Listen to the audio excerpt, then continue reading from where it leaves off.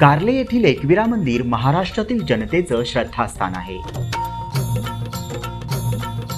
या मंदिर परिसराचा विकास व्हावा अशी मागणी भक्तांकडून गेल्या अनेक वर्षांपासून करण्यात येत होती। मात्र भारतीय पुरातत्व विभागाच्या नियमांमुळे एकविरा मंदिराचं काम रखडलं होतं। मात्र महायुती सरकारनं यातून मार्ग काढलाय। मंदिराच्या भिंतीवरील सिमेंट आणि मेटॅलिक पेंटचा थर काढून त्याला मूळ स्वरूपात आणलं जाईल आणि नगारखानाच्या संपूर्ण जीर्णोद्धार केला जाईल। दगडी पायऱ्या आणि संरक्षक भिंतीची दुरुस्ती केली जाणार आहे। यासाठी कंत्राटदार नियुक्तीची प्रक्रिया MSRDCनं सुरू केली आहे।